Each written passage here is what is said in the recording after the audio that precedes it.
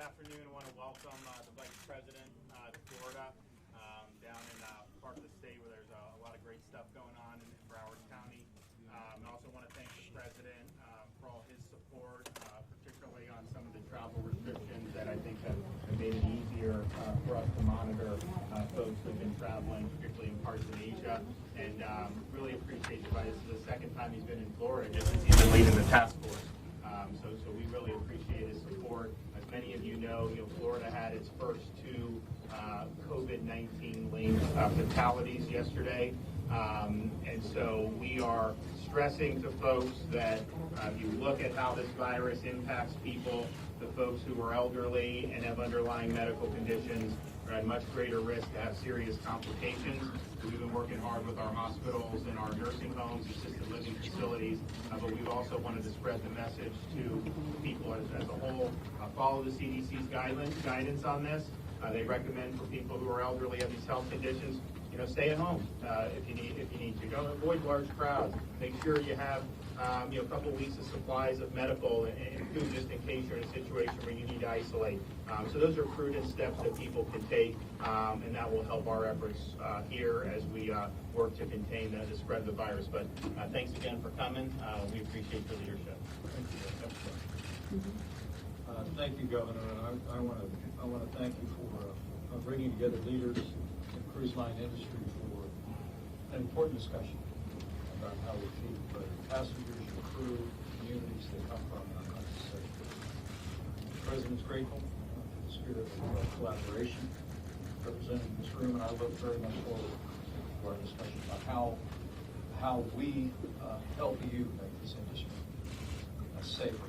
Governor, I want to thank you for your leadership. I'm also very grateful for Senator Rick Scott, Senator Marco Rubio, and their swift efforts in passing more than $8 billion in funding for America's response to the coronavirus.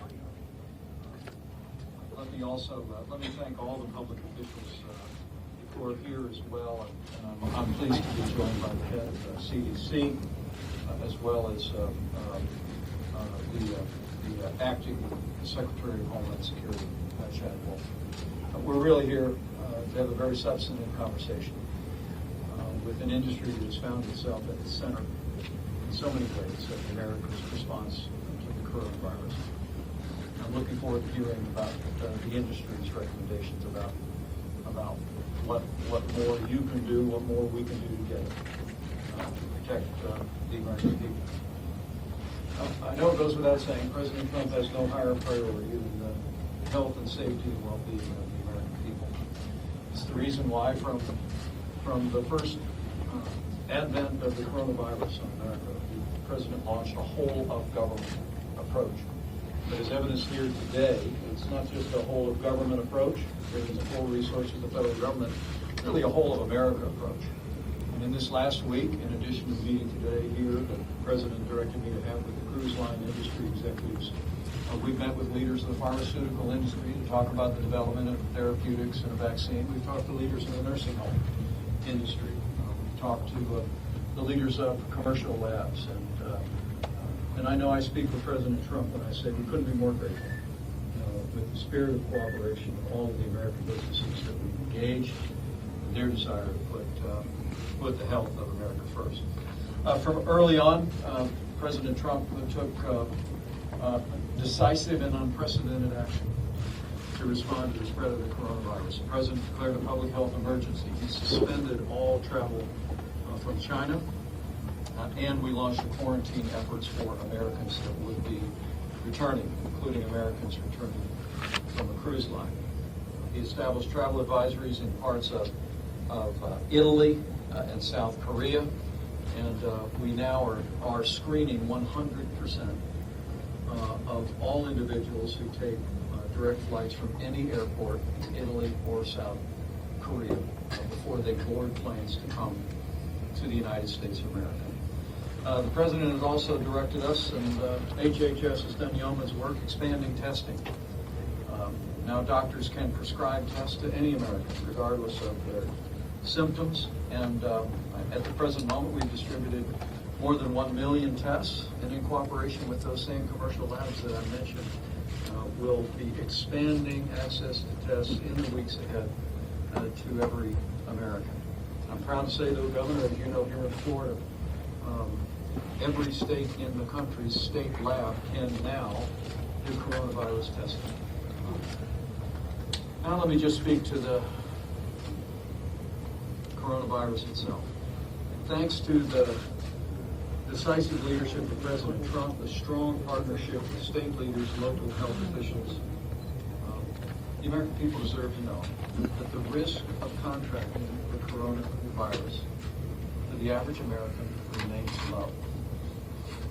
That being said, we are going to continue to lean into this effort, to call on industry, to call on every agency of government to deal with it. The truth is that for the majority of, I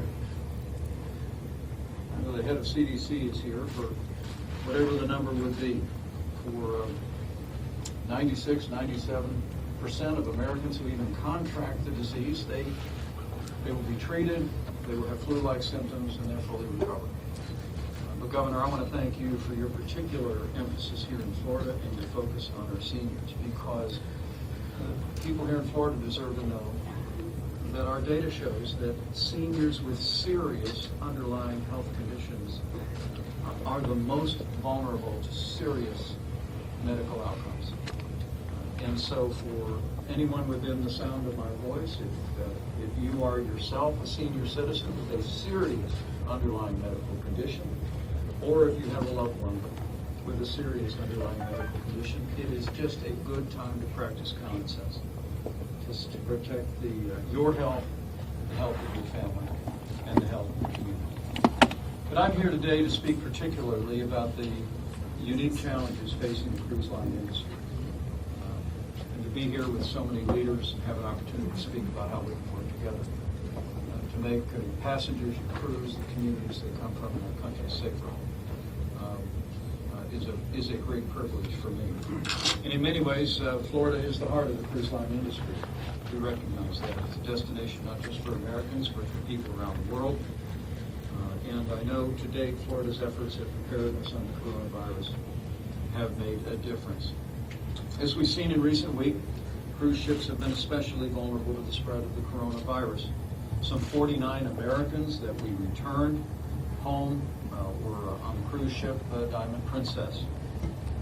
Cruise ship the Grand Princess, as you all are aware, is, as we speak, moored off the coast of California and has been so since Wednesday night. We have, I'm pleased to report, working closely with the Governor of California and all of our health officials, developed a plan which is being implemented this weekend to bring the ship into a non-commercial port. All passengers and crew will be tested for the coronavirus and quarantined as appropriate. Those that require additional medical attention will also receive it. Let me say again, while the risk to the average American of contracting the coronavirus remains low, it is essential that we find ways to mitigate that risk, to prevent the spread of the coronavirus. And I'm here today on behalf of President Trump to learn ways that this industry, the cruise line industry, can work with our health officials at the federal level, here at the state level, with port authorities, to keep passengers, communities, and our country safe and healthy. But I want to promise you, under President Trump's leadership, we're going to continue to bring the full resources of the federal government to bear in confronting the spread of the coronavirus. And we look forward to the support and assistance of this industry in particular in the days ahead as we put the health and well-being of America first. So with that, I thank you very much and look forward to our conversation. Adam? Chairman of the Cruise Lines International Association. Mr. Vice President, Acting Secretary Wolf, Governor, Senators, Mayors, other public officials. Thank you very much for the opportunity to meet thank you for the President's leadership on this important conversation. We are here to listen and learn and work with you and your team so we can build on our proven safety record, leverage the first-rate medical facilities that exist on every cruise ship in the fleet, follow our public health protocols where we've worked under the guidance of CDC for at least 50 years, and where most of the materials that guide us are publicly available, most if not all, on our Cruise Industry Association website. Given the significance of travel and tourism, it is critical that Americans keep traveling, and yet we also recognize that this is an unprecedented situation with COVID-19. Our commitment here today and going forward is to work closely with government and to go above and beyond anything we are currently doing to screen even more stringently to prevent those who should not be allowed to board, to monitor, test, and care for those who are on board, and to transition and help pay for any sick guests or crew to move to locations staffed and equipped to handle COVID-19 cases. We will work aggressively with government to further develop and strengthen all necessary protocols for prevention, for detection, and for care. Mr. Vice President, we look forward, all of us who are here today, to having the meaningful discussion that you reflected on. Thank you for this opportunity. Thank you. Anyone else like to offer a word?